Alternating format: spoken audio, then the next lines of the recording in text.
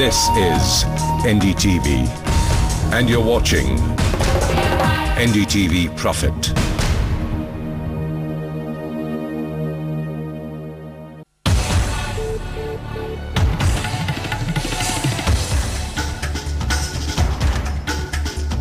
नमस्कार, मनी मंत्र में आपका स्वागत है। मैं हूं आशुतोष सिन्हा। आज हम चर्चा करेंगे कि इस सूखे का और जो जिस ढंग से आमतौर पर हमने देखा है कि बारिश पूरे देश में कम हुई है, करीब 15% जो लॉन्ग पीरियड एवरेज जिसे कहते हैं उससे कम हुई है बारिश, उसका असर पूरी अर्थव्यवस्था पर, पूरी इकोनॉमी पर क्या होगा। आज मेरे साथ कई विशिष्ट मेहमान जो हमारे साथ हैं। इस वक्त हमारे साथ यहाँ स्टूडियो में दिल्ली में गजेंद्र नागपाल, उसके अलावा वो सीईओ हैं यूनिकॉर्न इन्वेस्टमेंट सॉल्यूशंस के, जतिन सिंह फाउंडर और सीईओ स्काईमेट सर्विसेज, और सोमपाल पूर्व एग्रीकल्चर मिनिस्टर, कृषि मंत्री। बहुत बहुत शुक्रिया आपका। और मुंबई से हमारे साथ इस वक्त डी के जोशी, चीफ इकोनॉमिस्ट क्रिसिल के साथ हमारे साथ मुंबई से जुड़ रहे हैं। बहुत बहुत शुक्रिया आप सबका हमारे साथ जुड़ने के लिए। सबसे पहले जोशी साहब आपसे सवाल पूछना चाहूँगा। क्रिसिल की रिपोर्ट भारतीय अर्थव्यवस्था की जो तस्वीर आप पेश कर रहे हैं या जो स्थिति उभर कर आ रही है, 5.5% की ग्रोथ की आपने बातचीत की है। क्या ये मौसम, क्या ये बरसात की कमी के कारण, क्या वो सबसे अहम कारण है जिसके कारण आपने ये ग्रोथ को 5.5% कही है? देखिए, हमारा जो एग्जिस्टिंग फोरकास्ट था वो 6.5% का था, उसको हमने 5.5 में ले आए हैं। उसमें मुख्य कारण उसका मानसून ही है, क्योंकि डेफिशिएंसी अगर 15% रहती है पूरे सीजन के लिए तो वो एक तरह से ड्राउट ईयर बन जाता है।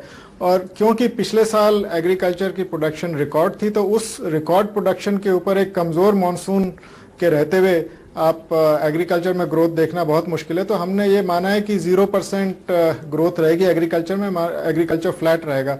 जब एग्रीकल्चर इकोनॉमी, एग्रीकल्चर की परफॉर्मेंस कमज़ोर होती है तो उसका असर इंडस्ट्री और सर्विसेज में भी दिखाई देता है। तो कुल मिला के मानसून का असर जो ओवरऑल ग्रोथ पे हमने हमारे कैलकुलेशन के हिसाब से 0.7 परसेंटेज पॉइंट है, और 0.3 परसेंटेज पॉइंट हमने यूरोजोन में जो हालत है वो बिगड़ गई है उसका इम्पैक्ट इंडिया पे लिया है। तो overall 1 percentage point decline GDP growth में, और उसमें 0.7 परसेंटेज पॉइंट जो है वो मानसून से आ रहा है। तो ग्रोथ नीचे जा रही है, और इन्फ्लेशन का हमने अपना जो आंकड़ा था, जो फोरकास्ट थी, उसको बढ़ा दिया है। वो 8% के करीब अब मान के चल रहे हैं, क्योंकि जो मानसून के कारण, खराब रहने के कारण, खासकर अनइरिगेटेड क्रॉप्स में बहुत ज़्यादा विपरीत असर दिखाई देगा, जैसे कि ज्वार, बाजरा है, और पल्सेस में खासकर महाराष्ट्र में बारिश अभी भी काफ़ी कमज़ोर है, और महाराष्ट्र खासकर तुर दाल का बहुत बड़ा प्रोड्यूसर है। तो इन चीज़ों में हम देखेंगे कि इनके दाम, इन्फ्लेशन जो है वो पहले से ज़्यादा रहेगी। तो हमने जीडीपी ग्रोथ को नीचे किया है और इन्फ्लेशन को 7% से 8% कर दिया इस साल का एवरेज। ये तो स्थिति हुई क्रिसिल की तरफ से 5.5%, और सिर्फ क्रिसिल ही एक ऐसी संस्था नहीं है जहां से ये हम कटौती देख रहे हैं विकास दर की स्तर में, विकास दर की रेट में। लेकिन चलिए एग्रीकल्चर की, कृषि की क्या स्थिति है वो पूछते हैं। पूर्व मंत्री सोमपाल साहब, ये बताइए कि यूपीए सरकार ने जो उम्मीद की थी 4% एग्रीकल्चर ग्रोथ की, अभी भी वो सपना दिख रहा है? शायद इकोनॉमिस्ट को, सरकार को ऊपर आसमान की तरफ ही देखना होगा। ये जो सपना है 4% की वृद्धि का कृषि में, ये यूपीए सरकार का अपना अनूठा नहीं है। सारी सरकारें इसी 4% का सपना देख रही हैं, कम से कम पिछले 40 वर्ष से, जब से मैं इस नीति निर्धारण के विषय से किसी न किसी रूप में संबद्ध रहा हूँ। खासतौर से 90 के दशक से, जो 10 और 12, 22, 25 साल से तो हम देख रहे हैं, प्रत्येक पंचवर्षीय योजना में लक्ष्य निर्धारित किया जाता है कृषि की वृद्धि का 4% प्रतिवर्ष की दृष्टि से। मैं जब योजना आयोग में सदस्य था 99-2004 के बीच, उस समय मैंने ये आपत्ति भी की थी कि आप इसको लक्ष्य मत कहिए, इसको प्रोजेक्शन तो कह सकते हैं, लक्ष्य कैसे कहेंगे, क्योंकि इन्वेस्टमेंट तो आप करते नहीं। सारे जितना भी हमारी जीडीपी है उसका मात्र 1.3% खेती में निवेश होता है, जबकि 62% जनसंख्या इसके ऊपर निर्भर है। 56% श्रम बल को ये रोजगार देता है, पहले 25-26% और अभी भी 15% सकल घरेलू उत्पाद में योगदान देता है, 10 से 12 और कभी कभी 14% निर्यात में योगदान करता है, और जो बचत और दूसरी चीज़ें उनको छोड़ दीजिए। तो जो इतना बड़ा सेक्टर है, तो चाहे उसको लोकतांत्रिक तर्क से कहें, जिसको आप डेमोक्रेटिक लॉजिक कहते हैं, या जनसंख्या के तर्क से डेमोग्राफिक लॉजिक, तो क्या कारण है कि 1.3%, और ये स्थिति तीसरी पंचवर्षीय योजना से अब तक है। तो इसमें यूपीए अकेले का दोष नहीं है, सभी सपना देखते हैं और ये खाली दिवा स्वप्न है। तो ये तो इसका मेरा ये उत्तर है। जहाँ तक कमी का सवाल है, ये जो अभी क्राइसिल की रेटिंग, और अभी हमारे साथी भी बताएंगे, व्यापारी लोग हैं, बिजनेसमैन हैं, कि 15% कम हुआ है, जीडीपी 5.5 कम हो गया, ये दोनों बड़े भ्रामक आंकड़े हैं। 15% कहाँ से कम हुआ है? राजस्थान में तो 95% कम है, पश्चिमी भारत अगर पूरा ले लें तो लगभग 60% कम है, उत्तर भारत, पश्चिमी यूपी जहाँ से मैं आता हूँ, हरियाणा, पंजाब, इनमें भी लगभग 50-60% बारिश कम है, और वो भी आज कम है। जब बुआई का समय था, जब किसान ने किसी तरह से धान की पौध लगा दी या बुआई कर ही नहीं पाया राजस्थान जैसी जगह, कमी और ज्यादा थी, तो कमी ज्यादा थी। उसके दो परिणाम हुए कि एक तो समय पर बुआई नहीं हो पाई, तो जो फसल को पकने के लिए पूरा समय उपलब्ध होना चाहिए था वो नहीं होगा और उत्पादन घटेगा। जहाँ बुआई बिल्कुल नहीं हुई वह उत्पादन बिल्कुल शून्य हो जाएगा। और जहाँ सिंचाई के सुनिश्चित व्यवस्था उपलब्ध है, जैसे पश्चिम यूपी, हरियाणा, पंजाब आदि में, वहाँ किसानों ने किसी तरह से पौध लगा ली, प्लांटेशन उसका कर भी दिया। मैंने ऐसा खेत देखा है किसान का व्यक्तिगत रूप से अभी हरियाणा और पंजाब में, जहाँ धान की पौध को बचाने के लिए गर्मी के ताप से न केवल पानी, क्योंकि पानी के ऊपर भी जब बहुत धूप पड़ेगी तो वो विल्ट हो जाती है, पीली हो जाती है, सड़ जाती है, किसानों ने बर्फ की सिल्लियाँ खेत में डाल के उसको ठंडा रखा है। तो उसकी लागत कौन देगा? मिनिमम सपोर्ट प्राइस तो तय कर दिया आपने, पर ये जो लागत पिछले वर्ष से 1.25 गुनी हो जाएगी, तो उसका जो मुनाफा है वो तो स्क्वीज हो जाएगा, वो तो कुछ मिलेगा नहीं। तो इसके जो दूसरे इम्प्लीकेशंस हैं, इसके जो दूसरे प्रभाव हैं, वो ये भी होंगे कि जब ग्रामीण क्षेत्र में क्रय शक्ति कम होगी, परचेजिंग पावर, तो जो इंडस्ट्री को मंदी का मुकाबला करना पड़ रहा है, एक्सपोर्ट की कहीं गुंजाइश बची नहीं है, दूसरे कारणों से भी मंदी आ रही है, पावर नहीं है और दूसरी कठिनाइयां हैं, तो उनकी मांग जो 46% मांग औद्योगिक उत्पाद और सेवा के क्षेत्र के लिए ग्रामीण क्षेत्र से उत्पन्न होती है, वो कहाँ से आएगी? तो ये सारा कुल मिला के 5.5% जो जीडीपी ग्रोथ है वो, और 15% ये सब बकवास है, भ्रामक आंकड़े हैं, इनसे वो निकलने वाला नहीं है। लेकिन किस ढंग से भ्रामक हो सकता है? शायद ये आंकड़ा सही रूप से दर्शाता नहीं है जो बारिश की कमी। क्रॉप अगर कॉटन को मांग ले, अगर कपास को देख ले, वहां पर कुछ जगह में 90% कमी है, 80% कमी है। कैसे दर्शाता है पूरे भारत के मानचित्र को अगर देखें? अगर आप देखें तो जो सबसे ज़्यादा कमी है वो पश्चिम राजस्थान में -69 पर है, और पर ईस्ट राजस्थान में थोड़ा बहुत पिकअप हो गया, -40 हो गया। गुजरात इज एट -81, सौराष्ट्र का इलाका। सेंट्रल इंडिया जो है वहाँ पर बहुत अच्छी अभी बारिश हुई है, कहीं कहीं पर जैसे ईस्ट एमपी में एक्चुअली 3% प्लस हो गया है, उड़ीसा में -4 है। जो मेन एरियाज जहाँ पर प्रॉब्लम है वो है पंजाब, हरियाणा, वेस्ट राजस्थान, सौराष्ट्र, मध्य महाराष्ट्र, मराठवाड़ा और कर्नाटका। तो जैसे जो अगस्त का प्रोजेक्ट जब हमने जुलाई खत्म किया था तो उसमें -20% चल रहा था।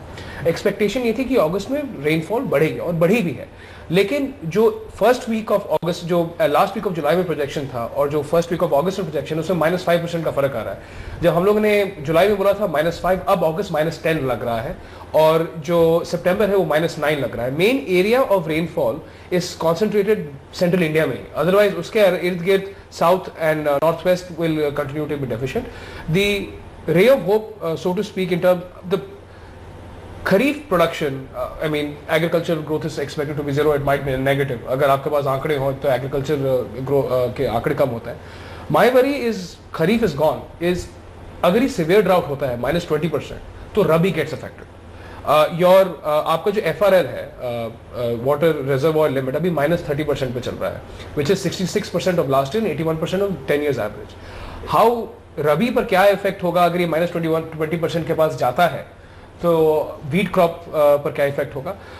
दी होप बोले, actually there is some unseasonal rain जो नॉर्थ वेस्ट इंडिया में अभी तक आई नहीं है, वो हो सकता है अक्टूबर में आए, पर उसका एग्जैक्ट इम्पैक्ट क्या होगा इज नॉट वेरी क्लियर।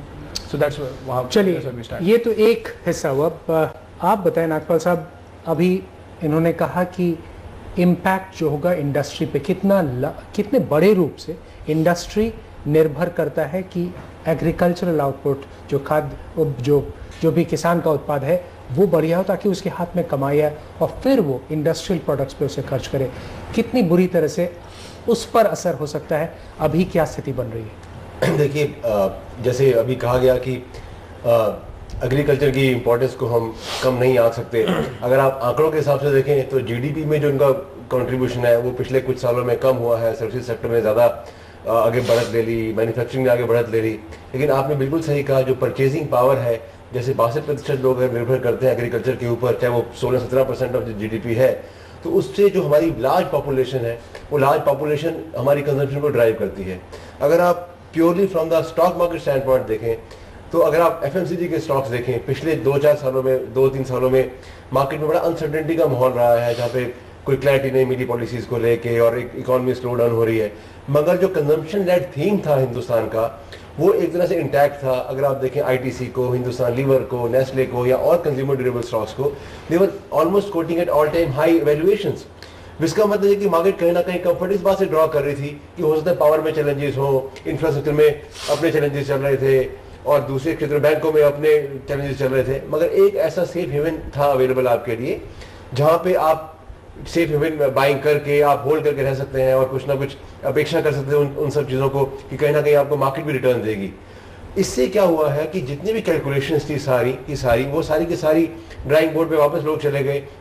जो अपनी कैपेसिटी सेटअप कर रहे थे, कंजम्पशन थ्योरी को, कंजम्पशन थीम को दिमाग में रखते हुए, उनको रिविजिट करना पड़ रहा है नंबर का जायजा करने के बाद। तो टू दैट एक्सटेंट एक बहुत अनसर्टेनिटी का माहौल बन गया है। और अगर आपको याद हो, मॉनसून शुरू होने से लगभग एक हफ्ता पहले तक मेट्रोलॉजिकल डिपार्टमेंट के सब सीनियर अफसरान हर चैनल पे जाके बोल रहे थे कि नहीं जी, चिंता की कोई बात नहीं है, हो जाने वाला है।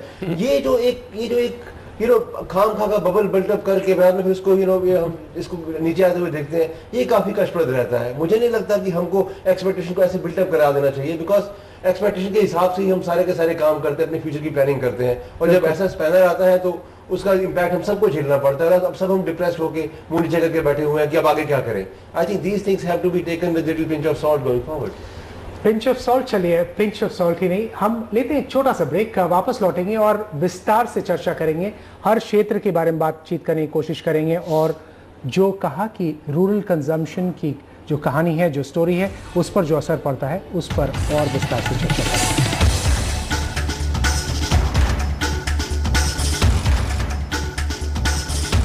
मनी मंत्र में एक बार आपका फिर से स्वागत है। हम चर्चा कर रहे हैं कि इस सूखे का भारतीय अर्थव्यवस्था पर क्या असर पड़ेगा।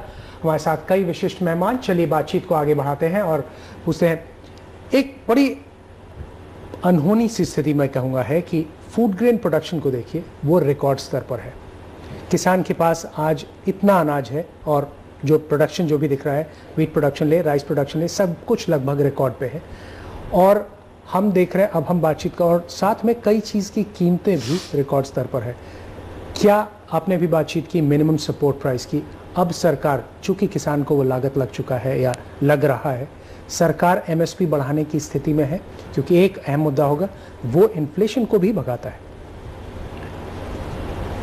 ये जो बात आपने कही बहुत महत्वपूर्ण बात है। लागत जो लगी है वो इस बार, क्योंकि वर्षा नहीं हुई जैसा मैंने पहले कहा, और एक ठोस उदाहरण देकर आपको बात की कि लागत पहले से 1.5-2 गुना लगेगी। मिनिमम सपोर्ट प्राइस वही रहेगी और अगर बढ़ाई भी तो सांकेतिक रूप में थोड़ा सा सीमांत वृद्धि उसमें की जाएगी, उससे उसकी लागत कवर नहीं होती तो मुनाफा कम होगा। किसान का मुनाफा घटेगा तो उसका बचत उसकी घटेगी। एक आंकड़ा जो हमारा कोई अर्थशास्त्री दुर्भाग्य से प्रस्तुत नहीं करता, कोई भी, मैं चुनौती देकर कहता हूँ आपको, सर्वे कर लीजिए कि अगर आप बैंकों का सीडी रेशो देखें, सभी बैंकों का जो ग्रामीण क्षेत्रों में काम करते हैं, उनकी सारी शाखाओं का सम्मिलित जमा और ऋण का जो अनुपात है वो 30% रहता है। इसका सीधा सीधा अर्थ ये है कि ग्रामीण क्षेत्रों में रहने वाले लोगों ने जितनी अपनी बचत जमा की है बैंकों में, उसका मात्र 30% गांवों में ऋण दिया जाता है। 70% दूसरे सेक्टर्स को फाइनेंस करने के लिए बैंक्स वहां से ले जाते हैं। मैं तो कई बार थोड़ा सा कड़ा शब्द इस्तेमाल करता हूँ, that they are siphoning off and banditing the rural capital, उसको लूट के ले जाते हैं वहाँ से और एहसान ये करते हैं हर बार वित्त मंत्री कि हमने इतना ऋण बढ़ा दिया, पर वो 30% का अनुपात तो 30% पे ही टिका हुआ 25-30 साल। लेकिन फिर लोन मेला भी तो होता है, वो बताया ना कि वो तो ऐसे आंसू पहुंचने के लिए, दिखावे के लिए, किसान को तो ये अर्थव्यवस्था की जानकारी नहीं है जो हमारा आप कर सकते हैं, और जिनको जानकारी है वो भी आपके सामने किसी ने आंकड़ा प्रस्तुत किया आज तक, मैं आपसे पूछ रहा हूँ। उसका परिणाम क्या होगा कि बैंकों की जो फाइनेंशियल पोजीशन है उसके ऊपर भी असर पड़ेगा, और दूसरा इन्फ्लेशन यानी मुद्रास्फीति बढ़ने से, दाम बढ़ने के कारण जो बचत शहरी क्षेत्र में होती है उसमें भी कटौती आएगी, तो वो भी एक क्रंच आएगा, लिक्विडिटी के ऊपर भी क्रंच आएगा, फाइनेंसिस या रिसोर्सेज के ऊपर भी क्रंच आएगा, और जो कराधान है और जो कर संकलन है उसके ऊपर भी असर पड़ेगा। एक सवाल आपने कहा वो बड़ा, मैं उस पर थोड़ा सा आपको दूसरी तरह कहना चाहूँगा कि मिनिमम सपोर्ट प्राइस बढ़ाने से इन्फ्लेशन बढ़ता है, नहीं। एक क्लासिकल उदाहरण है जो मैंने प्रधानमंत्री जी को पिछले वर्ष एक डिस्कशन में भी दिया था, व्यक्तिगत डिस्कशन में, कि अरहर की दाल का भाव किसान को दिया आपने 2800 से 3200 रुपये, इस बात के ऊपर डिपेंड करता हुआ कौन सी वैरायटी उसने उगाई थी, और बाजार में उस साल पिछले से पिछले साल आपके याद हो उड़द ये जो अरहर की दाल है बिक रही थी 105 रुपया। हमने एक संसदीय समिति में हिसाब लगाया था, जितने दाल प्रोसेसिंग के मिले सबको बुला के 8 से 10% लागत आती है दाल बनाने में, चूरी उसकी बिक जाती है, पर आप ट्रांसपोर्टेशन, बैगिंग, स्टोरेज, इंटरेस्ट सब लगा लीजिए, 20% मार्कअप कर लीजिए, 40 करिए, 50 कर लीजिए, 30-32 रुपए का 105 कैसे हो गया? इसका मिनिमम सपोर्ट प्राइस से क्या लेना देना, ये हमारी समझ में नहीं आता। गेहूं पे अभी चीनी अभी से बढ़नी शुरू हो गई, चीनी वो है जो पिछले साल की पैदा, उसमें लागत नहीं लगी, क्यों बढ़ने दे रही है सरकार? तो मैंने प्रस्तावित किया था कि जैसे स्टॉक एक्सचेंज में, नागपाल जी तो उसी सब्जेक्ट के आदमी है, इक्विटीज के है, कमोडिटीज हाँ नहीं, स्टॉक एक्सचेंज की बात करूं, इक्विटीज की, कि इक्विटी जैसी चीज में जिसका आम आदमी से कोई लेना देनी, वो पैसे वालों का सब पंटिंग है, उन्हीं का स्पेकुलेशन है, सब सट्टेबाजी है, उस पे तो आप ट्रिगर लगाते हैं प्राइस का, और खाद्यान्न और ऐसी चीजों के ऊपर ट्रिगर नहीं लगाते। कमोडिटीज पे 6% और 4% का ट्रिगर है। नहीं, वो आप फॉरवर्ड ट्रेडिंग की बात कर रहे हैं, जी। मैं बाजार के मूल्य की बात कर रहा हूँ। क्या कारण है कि 30 रुपए की खरीदी अरहर 105 में आप बिकने दे रहे हैं, उस पर रोक क्यों नहीं लगाते? जिसकी सामर्थ्य आपके पास आवश्यक जिन्स कानून, एसेंशियल कमोडिटीज एक्ट में पावर्स अवेलेबल हैं। चलिए हम पूछते हैं, तो मैं सिर्फ आपको ये कंटेस्ट करना चाह रहा हूँ कि ये जो शहर का आदमी और ये जो आधुनिक अर्थशास्त्री मिनिमम सपोर्ट प्राइस को इन्फ्लेशन का कारण बताता, मैं इसको बिल्कुल इसका प्रतिवाद करना चाहता हूँ। चलिए, पॉइंट टेकन, बात से सहमत। लेकिन जोशी साहब, आपसे समझना चाहूंगा कि जैसे जैसे हमारी अर्थव्यवस्था ज्यादा इंडस्ट्रियल गुड्स बनाने की कोशिश करती है, क्लासिकल इकोनॉमिस्ट यही कहेंगे कि इंडस्ट्रियल प्रोडक्ट्स के दाम नीचे होने चाहिए, एग्रीकल्चरल प्रोडक्ट्स के दाम ऊपर उठने चाहिए, ताकि वेल्थ डिस्ट्रीब्यूशन जो हो वो बराबर का हो। ये एक कई बार ये डिस्कशन में ये बात आती है, लेकिन आज की स्थिति ये है कि जो हम डिफॉल्ट्स देख रहे हैं या जो डेट रीस्ट्रक्चरिंग हो रहा है आजकल इंडस्ट्री से काफी सुनने को मिल रहा है, क्या ये रूरल सिचुएशन में भी, क्या ये किसानों की तरफ से या रूरल इंडस्ट्रीज की तरफ से वो बढ़ता हुआ आपको दिख रहा है? देखिए, डेट की जो प्रॉब्लम है वो जब आर्थिक मंदी आती है तो कंपनीज का जो डिफॉल्ट रेट है वो भी बढ़ जाता है, उनकी रेटिंग्स के भी डाउनग्रेड आते हैं, और साथ साथ जो कृषि क्षेत्र में अगर स्ट्रेस आएगा तो ऑब्वियसली किसान की जो क्षमता है डेट को पे करने की वो भी कम होगी। तो ऑब्वियसली आई थिंक जो फार्म लोन्स हैं उनको सर्विस करना किसान के लिए मुश्किल हो जाएगा। तो आई थिंक ये तो मुझे लगता है कि क्योंकि एग्रीकल्चर परफॉर्मेंस अच्छी नहीं है तो इसका विपरीत असर, जैसे कि अभी बताया भी गया कि कॉस्ट ऑफ प्रोडक्शन और ज़्यादा बढ़ गई है, तो आई थिंक इनका असर बिल्कुल लोन सर्विसिंग एबिलिटी में पड़ेगा, और हम दोनों इंडस्ट्रियल क्षेत्र और एग्रीकल्चर दोनों में ही इसका असर आगे चलते हुए देखेंगे। पर मैं एक बात यहाँ ये कहना चाह रहा था कि कृषि क्षेत्र में इन्फ्लेशन की बात हुई थी, उसका मिनिमम सपोर्ट प्राइस का कंट्रीब्यूशन हो सकता है, पर उसका मुख्य कारण पिछले कुछ सालों में हमने ये देखा है कि अगर आप पिछले 10 साल लेके चलें, फूड इन्फ्लेशन इतनी ज़्यादा नहीं थी पहले। 2001 से लेके 2005 तक फूड इन्फ्लेशन 5-5.25% के करीब थी, पर वो 2006 के बाद अचानक ही वो 10-10.5% हो गई। तो एकदम दुगनी हो गई फूड इन्फ्लेशन, उसका कुछ कारण होगा। और उसका हमारा ये मानना है कि उसका मुख्य कारण ये है कि जो सरकार की नीति रही है वो रूरल एरियाज में कंजम्पशन डिमांड बढ़ाने की रही है, और कृषि क्षेत्र में कोई इन्वेस्टमेंट बिल हुई नहीं है, जिस वजह इन्वेस्टमेंट ना होने के कारण जो डिमांड सप्लाई गैप है वो बढ़ गया। अगर आप पल्सेस को ले लें, चाहे आप एडिबल ऑयल सीड्स को ले लें, पर कैपिटा अवेलेबिलिटी जो है इसकी लगातार कम होती जा रही है और हमें ज़्यादा इंपोर्ट्स पे डिपेंडेंट होना पड़ रहा है। तो इस स्थिति में ऑब्वियसली अगर हमारी पॉलिसी सिर्फ डिमांड को बढ़ाएगी और सप्लाई को नहीं बढ़ाएगी तो ये जाहिर बात है कि उसमें महंगाई बढ़ेगी, और वही असर हम देख रहे हैं। इसीलिए मेरा ये मानना है कि यही मुख्य कारण है कि कृषि क्षेत्र में फूड इन्फ्लेशन जो है वो 10-10.5% से ऊपर बनी हुई है। और आज ये स्थिति यह है कि राइस और वीट में तो थोड़ा कम है इन्फ्लेशन, पर अगर आप ज्वार, बाजरा और दूसरी चीज़ों को लें उनमें इन्फ्लेशन 13%, 14% इस लेवल पे पिछले कुछ महीनों से बनी हुई है, और इसी लेवल पे और इससे और बढ़ रही है। पिछले कुछ दिनों में ये देखा है कि इन्फ्लेशन और ज़्यादा खासकर ये जो कोर्स सीरियल्स और पल्सेस में इनमें पिकअप करनी शुरू कर दी है। आपसे अगर पूछें कि जिस ढंग से रेनफॉल जो भी हमने मानसून का जो भी अब इस साल देखा है वो किस इलाके में और किस प्रोडक्ट पे सबसे ज़्यादा असर पड़ा है? जाहिर है हम अगर कपास की बातचीत करें उसके लिए उतनी ज़्यादा बारिश की ज़रूरत नहीं होती है, लेकिन अगर क्रॉप पैटर्न को देखें सबसे ज़्यादा असर कहाँ दिखाई दे रहा है? सोमपाल जी बोल रहे थे कि पैडी एक तो बारिश लेट हुई, कॉस्ट ऑफ प्रोडक्शन बढ़ गया, और पैडी का अगर आप देखें तो टोटल जो लास्ट ईयर था इस समय था 25.86 मिलियन हेक्टेयर्स, ये लेटेस्ट सोइंग जो हुई है वो 23.37 मिलियन हेक्टेयर, सो ऑलमोस्ट 10% की कमी आई है। कॉस्ट ऑफ प्रोडक्शन आपका उसमें बढ़ा हुआ है, तो आई थिंक पैडी जो है इस साल 15 से 20% आवर एस्टिमेट है कि उसकी प्रोडक्शन कम होगी। दूसरा, कॉटन में हमारी एक्सपेक्टेशन थी कि इसको पानी की कम ज़रूरत पड़ती है, बट बिकॉज गुजरात में -81 सौराष्ट्र इलाका में बारिश हुआ है, total sowing in Gujarat is about 10% less. So contrary to our earlier estimates, I think cotton is also going to go down. Soybean mein, because of late rainfall, cost of production is high, but rainfall in Madhya Pradesh and all these areas have been good. So soybean will be able to pull through. Pulses का जो अगर आप sowing देखें तो it's down by 1 million hectares, 7.28 million hectares by August 3rd।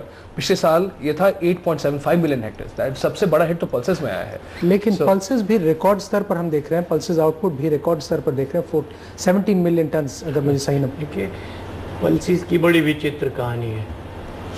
Pulses के जो दाम हैं, जो अभी क्राइसिल के महाशय बोल रहे थे जोशी जी, पल्सेस के मामले में सबसे बड़ी विडंबना ये रही है कि इनके दाम के ऊपर सरकार ने ध्यान दिया नहीं। वास्तविकता तो ये है कि केवल 4 जिन्स ऐसी हैं भारत में, गेहूं, चावल, कपास और गन्ना, जिनके दाम को बनाए रखने के लिए न्यूनतम समर्थन मूल्य कम से कम किसान को मिल जाए, उस पर सरकार का ध्यान रहता है। उसमें भी आप ये देखेंगे कि कुछ राज्य हैं, महाराष्ट्र है, उत्तर प्रदेश है, हरियाणा है, पंजाब है, इनमें तो खरीद की बिल्कुल उत्तम व्यवस्था रहती है, बाकी में नहीं रहती। वहाँ तो नोशनल घोषणा होती है, कोई मतलब नहीं है। मैं बिहार के एक पूर्व मंत्री जो बहुत वरिष्ठ साथी हैं, के तिवारी साहब, अभी पार्लियामेंट में सेंट्रल हॉल मिले, पिछले साल उन्हें अपना धान 650 रुपये में बेचना पड़ा, कांग्रेस के वरिष्ठ मंत्री को अपने खेत का धान। वहाँ व्यवस्था है नहीं, तो एक तो ये भी बड़ी भ्रामक स्थिति है।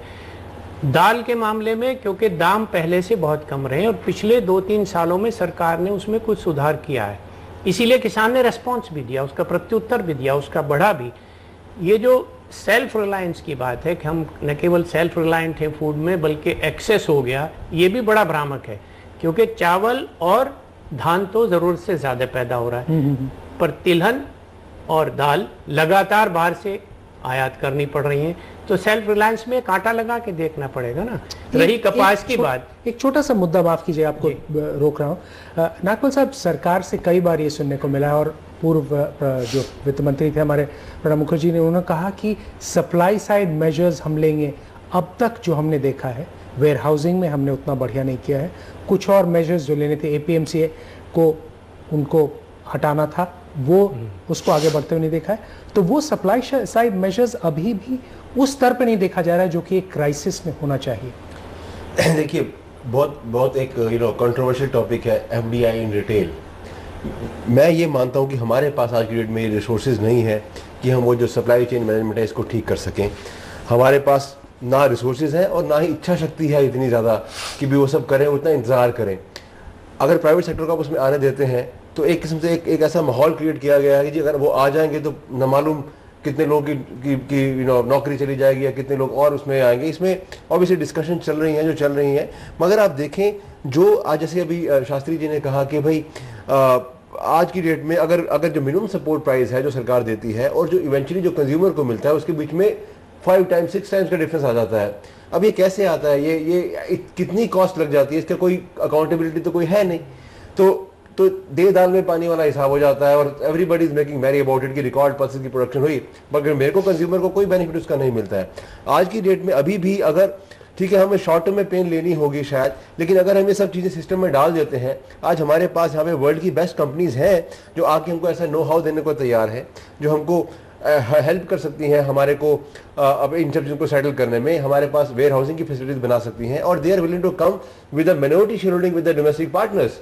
लेकिन उसको ऐसा आप बता के दिख रहे हैं कि वो एंटी इन्फ्लेशनरी मेजर हो सकता है। आज फूड इन्फ्लेशन, इंटरेस्ट रेट ऊपर बने हुए हैं, आरबीआई चाह के भी इंटरेस्ट रेट कम नहीं कर सकता। इंडस्ट्री को चलाई जा रही है कि रेट कम किए जाए, मगर वहां पे हिम्मत नहीं जुटा पा रहे। There are lot of bullets that the government needs to bite to push through some of the hard decisions. अभी नए वित्त मंत्री साहब आए हैं तो मार्केट की अपेक्षाएं दोबारा से बिल्टअप होनी शुरू हुई हैं, लेकिन जैसे जब करने की बात आती है तो हमने अलाइड पार्टनर्स को भी देखा है। प्रेसिडेंट इलेक्शन तो सब ठीक था, खत्म हुई इलेक्शन जी हम एफडीआई अलाउ नहीं करेंगे and they would want to push the government to the wall, you know these things are. चलिए, सबकी अपनी ज़रूरतें हैं और सब लोग ऐसे मुश्किल स्थिति में चाह रहे हैं कि उनकी जो भी उनके इंटरेस्ट को बनाए रखा जाए। फिलहाल लेते हैं एक ब्रेक, वापस लौटते हैं मनी मंथ में। चलिए,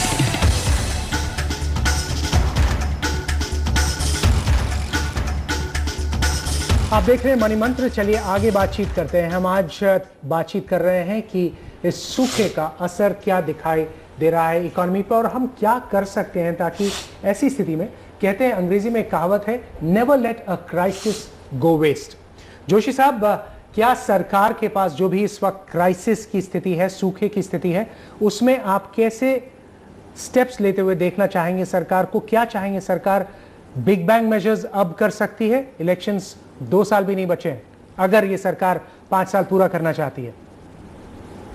देखिए, अभी इनको अगर आप कृषि क्षेत्र को छोड़ दें, अभी इनको सबसे ज़्यादा आवश्यकता इस बात की है कि कम से कम जो पावर कैपेसिटीज क्रिएट हुई हैं पिछले 1-1.5 साल में, करीब 20,000 मेगावाट कैपेसिटी क्रिएट हुई है और कोयला पूरी तरह ना प्राप्त होने के कारण वो उसका प्लांट लोड फैक्टर 60 से नीचे पे ऑपरेट कर रही है। तो ओवरऑल जो सिस्टम की एफिशिएंसी है वो नीचे आ रही है और इसमें कोई पॉलिटिकल कंसेंसस की ज़रूरत नहीं है। ये तो आई थिंक इसमें इनको क्लियरली फोकस्ड वे में कोल अवेलेबल करवाना चाहिए पावर सेक्टर को। ये इस तरह के छोटे छोटे कुछ एडमिनिस्ट्रेटिव मेजर्स हैं जिनमें सरकार अगर ध्यान दे तो कुछ हालत सुधर सकती है। पर जहाँ तक बिग बैंग का सवाल है, वो अभी पिछले कुछ सालों में हम जब ज़्यादा सिचुएशन ज़्यादा कंड्यूसिव थी तब तो कुछ हुआ नहीं, तो अब आगे चलते हुए मुझे कुछ ज़्यादा इस समय दिखाई नहीं दे रहा। अभी मुझे ये लगता है कि सरकार का फोकस है कि टैक्स रिजीम में कैसे क्लैरिटी लाई जाए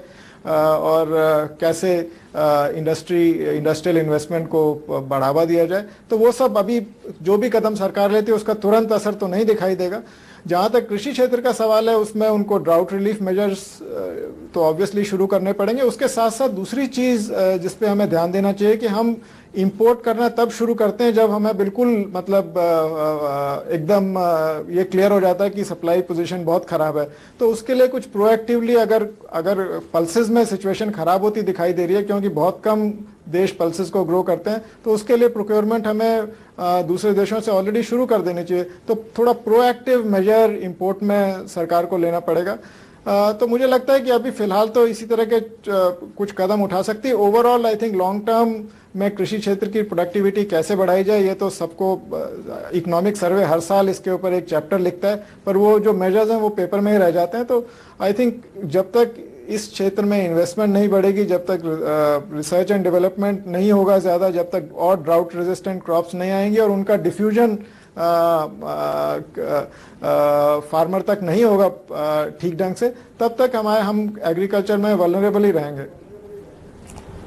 चलिए, वही सवाल आपसे भी कि क्या हम ये क्राइसिस का मौका हाथ से फिर जाने दे रहे हैं, ताकि ऐसे समय में लोग की उम्मीदें कम होती हैं तो शायद आप ज़्यादा कड़े कदम उठा सकते हैं। क्या ये मौका हम गंवाने की स्थिति में है फिलहाल? देखिए जी, हिस्ट्री तो ऐसे ही रही है। हमारा कह लीजिए कि थोड़ा सा दुर्भाग्य है कि जो हमारी पॉलिटिकल क्लास है वो अगले इलेक्शंस के बियॉन्ड नहीं देख पाती है, और लॉन्ग टर्म मेजर्स जो लेने चाहिए ऐसी चीज़ों को फंडामेंटली एड्रेस करने के लिए, उसमें थोड़ा सा लैक ऑफ विल हमने देखा है। मगर जैसे हमेशा कहते हैं कि भाई जहाँ जागे वहीं सवेरा, अगर इस क्राइसिस को अगर हम अपॉर्चुनिटी के रूप में देख लें, और आई एम श्योर अगर आप देखें जिस ढंग से गवर्नमेंट पिछले स्टेट्स में रीइलेक्ट हुई हैं on the basis of the development, उसमें कुछ पॉलिटिशियंस ने अपने इमीडिएट गेंस को छोड़ के लॉन्ग टर्म लोगों की भलाई की सोची और रीइलेक्ट हुए वन आफ्टर अनदर, चाहे वो कांग्रेस रूल्ड स्टेट्स हों या अदर दूसरी पार्टी की रूल्ड स्टेट्स हों। तो आई थिंक इससे एक साफ मैसेज दिखाई देता है कि जो आज का वोटर है वो इतना डिसर्निंग है, इतना इंटेलिजेंट है, वो समझता है कि उसके लिए क्या किया जा रहा है जो शॉर्ट टर्म में यूजफुल है, और टैक्टिकल वोटिंग होती है। अगर पिछले इलेक्शन में अगर आप यूपीए की 200 के करीब की सीटें देखें तो it was a very tactical voting, they were voting for a particular party, a particular combination, जो किसी ने भी नहीं सोचा था। तो आई थिंक पॉलिटिशियंस तो थोड़े से अपने उससे बाहर निकल के, अपने शैल में से बाहर निकल के वोटर के इंटेलिजेंस पे ट्रस्ट करके कुछ एक हार्ड डिसीजन लेने चाहिए। कोई बात नहीं, शायद उसका शॉर्ट टर्म पॉलिटिकल प्राइस होगा, we don't know, but then eventually अगर वो अच्छा होएगा तो हमारी मार्केट, हमारे लोग, हमारी वोटिंग क्लास इस बात को केपेबल है समझने की, and I think they are going to reward it. And particularly markets, जो आज की डेट में कोई भी मंत्री आता है, कोई स्टेटमेंट देता है या कोई कमेटी बनाई जाती है, फॉर एग्जांपल मैंने डीजल प्राइस डी कंट्रोल की बातें हुई, एक बड़ी शानदार कमेटी बनी, बड़े लोग उसमें आए, लोग मार्केट एक्साइटेड हुई, मगर अल्टीमेटली फिजल आउट हो गया सब कुछ, रिकमेंडेशन भी बड़ी धूल चाटती रही। तो आई थिंक मार्केट जो है या इकोनॉमी जो है, जो इकोनॉमिस्ट है, वो एक एक्शन ऑन द ग्राउंड देखना चाहेंगे कि अगर कुछ होना शुरू हो गया, they don't mind waiting, they don't mind giving you another chance, but the point is कि rather than dilly dallying we would want to see this opportunity taking some shape. तो उसको जैसे आपने राइटली पॉइंट आउट किया कि अगर इस opportunity को, इस क्राइसिस को हम अपॉर्चुनिटी के रूप में देख लें तो I think that will be a very good news for this country and the economy. Supal साहब, as someone who has been in the political class, और जो ऐसे लीडरों से बहुत अक्सर मिलता है और बातचीत करते हैं, आपने अभी के तिवारी साहब की बात कही, उनको ये क्राइसिस दिख रहा है पर फिर एक्शन लेने में, ऑन द ग्राउंड एक्शन लेने में हिचकिचाहट क्यों? हमारे जो इंटेलिजेंशिया के मित्र हैं, जिसमें मैं गजेंद्र नागपाल जी को भी शामिल करता हूँ और भी क्राइसिल वाले Joshi ji, they have to bite the bullet. जैसे बड़ी परेशानी में है पॉलिटिशियन, बेचारों के ऊपर दया की जा रही है और जैसे उन्हें बहुत त्याग करने की जरूरत है, ऐसा कुछ नहीं है, कोई बुलेट बाइट करने की जरूरत नहीं। These are very soft and welcome options, and I can say it with all the authenticity and authority at my command, being an insider in the government at various levels, कि अगर सरकार की एक ही चीज हो, मंशा ठीक काम करने की, तो कोई मुश्किल नहीं है। मैं बहुत बड़ा शब्द बोला, अगर वो जो अगर वही तो इसीलिए कह रहा हूँ, ये जो कह रहे हैं ना कि स्लाइट नहीं, it is acute lack of political will and total lack of political will. मैं एक उदाहरण देता हूँ। अभी 3 हफ्ते पहले मैंने अपने एक पत्र के साथ औपचारिक रूप से फॉर्मल एक नोट भेजा 2 पेज का माननीय प्रधानमंत्री को, कि अगर आप कृषि का उत्पादन लगातार बढ़ाना चाहते हैं और बिग बैंग नाम देना चाहते हैं तो एक 10 साला जल संसाधन विकास योजना लागू करिए। और ये मैं आज से नहीं कह रहा हूँ, ये 1999 से कह रहा हूँ। योजना आयोग के सदस्य के रूप में फाइल के ऊपर लिखा, चिट्ठी पर लिखा, वित्त मंत्रियों को कहा, योजना आयोग के उपाध्यक्ष को कहा, वाजपेयी जी को कहा, उसके बाद की सरकारों को भी कहा, मनमोहन सिंह जी को भी 3 वर्ष से लगातार कह रहा हूँ, मेरे अध्यापक भी रहे दिल्ली स्कूल में, तब से जानता हूँ। बिग बैंग करना है तो 5 लाख करोड़ रुपए की राशि जल संसाधन के विकास में लगाइए। क्यों कह रहा हूँ कि जो 40% ग्रीन रेवोल्यूशन का एरिया, जहाँ सिंचाई की सुनिश्चित व्यवस्था उपलब्ध है, वहां तो यील्ड्स प्लेटू हो गई। और जो 60% है, 60% पे अब से नहीं, 40 साल से 60% पे टिका हुआ है वर्षा आधारित क्षेत्र, रेन फेड एरिया, उसमें 1.1 टन प्रोडक्टिविटी है और ग्रीन रेवोल्यूशन एरिया में, सिंचित एरिया में 4 टन औसत हो गया, कहीं कहीं 10 टन तक चला गया, जापान से भी ज्यादा है। तो ये जो यील्ड गैप है, ये एक तो समस्या है। पर इसी में उम्मीद भी इसी में निहित है, उसी में रखी हुई है कि अगर आप उनमें जल संसाधन उपलब्ध करा दें तो रिसर्च के आंकड़े दर्शाते हैं कि जिस दिन आप खेत को पानी उपलब्ध करा देंगे, पहली एक फसल में 6 महीने में उत्पादन प्रति हेक्टेयर 235% बढ़ जाता है। कोई भी सीमांत रुपया निवेश किया गया इतनी बढ़िया रिटर्न नहीं देता जितना सिंचाई में लगाया पैसा। उसके लिए पैसा नहीं है और उसमें संचार व्यवस्था में 20,000 करोड़, 26,000, और वित्त मंत्री महोदय 18 मिनट और 14 पैराग्राफ 56 में से देंगे कृषि और सिंचाई को, आवंटन होगा 1% से कम। तो ये जो वाणी में और जो क्रियान्वयन में जो गैप है, the gap between the word and the action, money is not where the mouth is, no, and therefore ये it has to be commensurate, the word has to be walked on, the talk has to be walked upon. वो नहीं कोई कर रहा है, तो big bang करना तो यहाँ करिए ना। 50,000 करोड़ प्रति वर्ष चाहिए 10 साल तक, 25,000 करोड़ केंद्र सरकार दे, 25,000 सारी 30 राज्य सरकारें मिलकर दे। It is financially doable, administratively feasible, politically acceptable and it will bring enduring popularity. जो चुनाव भी जीतना उसी से जीतेंगे, नहीं तो कुछ होने वाला नहीं है। उसको नहीं करेंगे। और रही सुधार की बात, 1 मिनट, रिटेल को ले आइए। आपके घर में झाड़ू लगाने भी वॉलमार्ट आएगा क्या? एपीएमसी की रिकमेंडेशन तो सरकारी सारे योजना आयोग की नहीं कोई सुनता।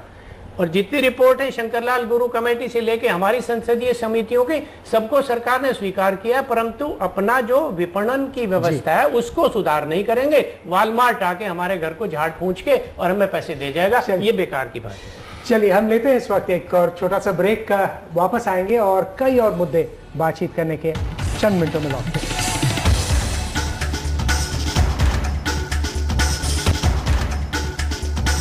आप देखें मनी मंत्र और हम बातचीत कर रहे हैं जो असर हुआ है, जो हाल हुआ है देश की इकोनॉमी का इस सूखे के बाद। एक सवाल आपसे कि जो अब बारिश होगी उससे स्थिति कितनी सुधर सकती है, और अभी इस साल के लिए तो जरूर, और साथ में जो रेनफेड एरियाज हैं उनमें ग्राउंड वाटर अवेलेबिलिटी भी उससे सुधरनी चाहिए, ताकि आपका जो आपने कहा कि व्हीट क्रॉप पर असर जो होगा उस पर भी हमें दिखाई देना चाहिए। ये देखिए, जो चीज़ जिसके लिए हम प्रे कर रहे हैं कि सिवियर ड्राउट ना हो कहीं, और ये -15 पर हो रहा है। सिवियर ड्राउट अगर हो जाता है तो रबी में प्रॉब्लम हो जाएगा।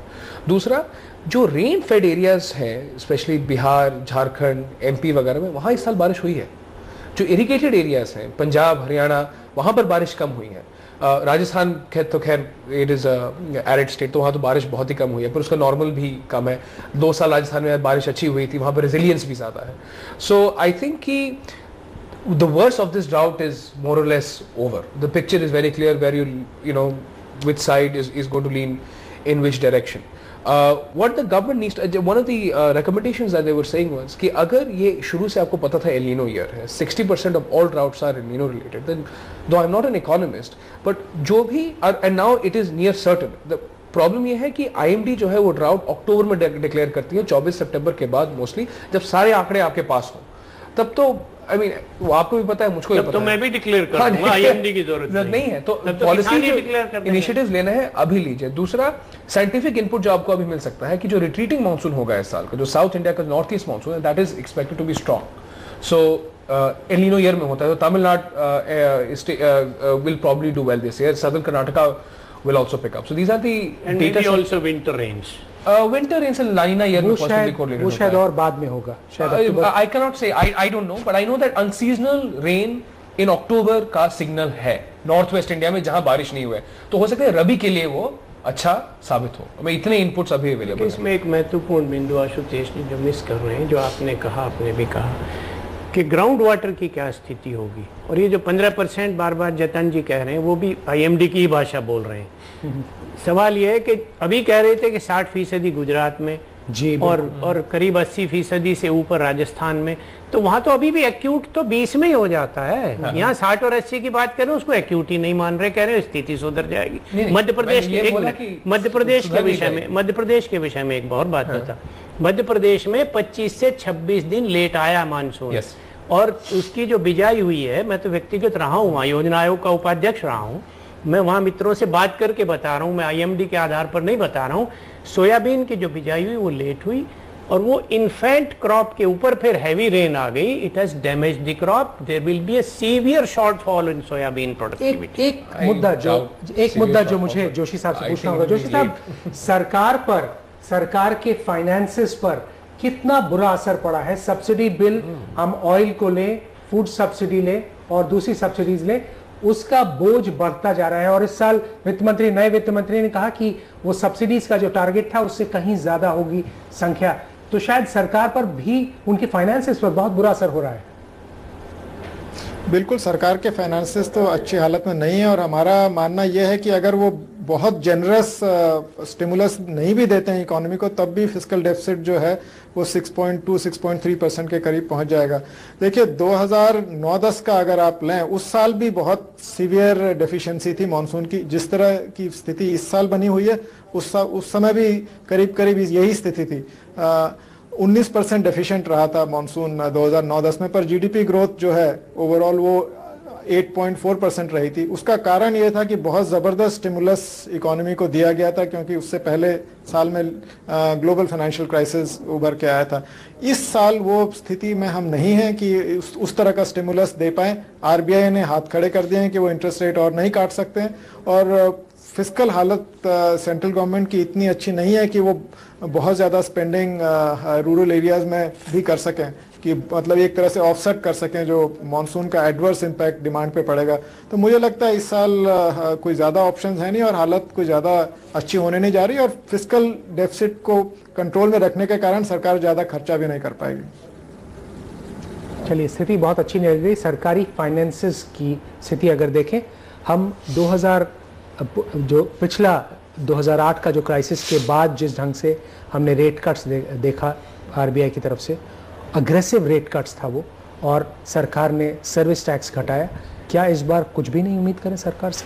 देखिए, और उससे ज़्यादा मेरा सवाल उससे ज़्यादा है कि क्या हम आम आदमी के आगे, मिडिल क्लास के आगे, हम बात वापस किसानों पर आ रहे हैं, क्या उस पर डायरेक्टेड कोई प्रोग्राम चलाने की स्थिति में है सरकार? देखिए, बड़ी विचित्र विडंबना है ये। सरकार के पास रिसोर्सेज नहीं है, हम सब जानते हैं। अभी डीजल प्राइसेस की बात हुई, वहाँ पे भी देखिए, अगर ग्लोबल इकोनॉमी में अगर लिक्विडिटी आती है तो उससे ऑयल प्राइसेस बढ़ जाते हैं, ऑयल प्राइसेस बढ़ते हैं तो हमारी इन्फ्लेशन पे फिर प्रेशर आना शुरू हो जाता है। चाहे हम प्राइस कंज्यूमर से चार्ज करें ना करें, अल्टीमेटली टैक्स पेयर की पॉकेट से जाता है, तो ये हम सब जानते हैं। उसके अलावा जो रिसोर्सेज रेज करने की जो कवायद थी, या जिस ढंग से auctions 2G auction 3G auction को लेके हुआ, वो भी एक तरह से उसने पर्पस सर्व किया, बट वो अनलिमिटेड रिसोर्स तो नहीं है। अल्टीमेटली आपको हमेशा नए रिसोर्सेज तलाशने पड़ते हैं।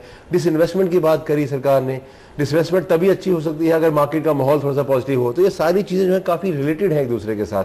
इस पॉइंट इन टाइम पे मुझे नहीं, अगर कोई ऐसी बात करती है सरकार कि जहां पे आपको लगता है कि आप डायरेक्टेड कुछ सब्सिडी करते हो, तो कुछ इकोनॉमिस्ट खड़े होकर बोलना शुरू कर देते हैं कि जी पॉपुलिस्ट मेजर शुरू कर दिया है, इन्फ्लेशनरी हो जाएगा, उसके बाद फिर वो इकोनॉमी की जो रियल रेट ऑफ ग्रोथ है और कम हो जाने वाली है।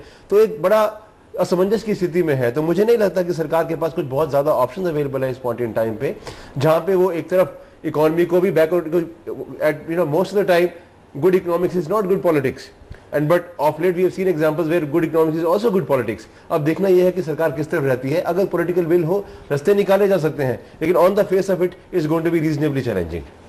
अंतिम छोटा सा जवाब चाहूंगा आपसे सुरपाल साहब, इस सरकार में हमने बातचीत की, इकोनॉमिक्स की स्थिति क्या है? क्या वो विल दिखाई देता है, पॉलिटिकल विल जिसकी आपने बातचीत की? अभी तक तो दूर तक नहीं दिखाई देता। हालांकि मैं सत्ताधारी पक्ष से संबंधित हूं, पर मुझे क्योंकि ये बात सारा देश सुन रहा है तो ईमानदारी से कहनी चाहिए। जहाँ तक वित्तीय व्यवस्था का सवाल है, उसके जो मुख्य स्रोत हैं, विदेशी निवेश वह घट रहा है, निर्यात जिससे विदेशी मुद्रा आती थी वह घट रहा है, चालू खाते का जो घाटा है वह भी बढ़ रहा है, वित्तीय घाटा फिस्कल डेफिसिट वह भी बढ़ रहा है, जो टैक्स कलेक्शन है वो भी कम हो रही है क्योंकि जीडीपी ग्रोथ और सर्विस सेक्टर और इंडस्ट्री की ग्रोथ पे भी कांटा लगा हुआ है। तो कहाँ से पैसा आएगा? और विनिवेश की बात, इस इन्वेस्टमेंट की जो गजेंद्र जी ने कही, बहुत महत्वपूर्ण है। वो तो this is like selling the family silver, उसकी तो एक सीमा है, वो आ भी चुकी है। अभी मैंने पढ़ा कि आप 40,000 करोड़ का फिर चिदम्बरम साहब कह रहे हैं कि करेंगे, अभी तक नहीं हुआ, कब आएगा, कब होगा, क्या नहीं होगा। तो जितने भी स्रोत उसके मुख्य स्रोत हैं, उन सबके ऊपर तो कमी आई है।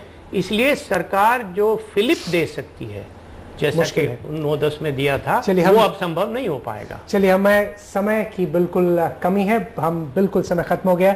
बहुत बहुत शुक्रिया आप सभी का हमारे साथ जुड़ने के लिए। मनी मंत्र में बहुत बहुत शुक्रिया, हमारे साथ बने रहे।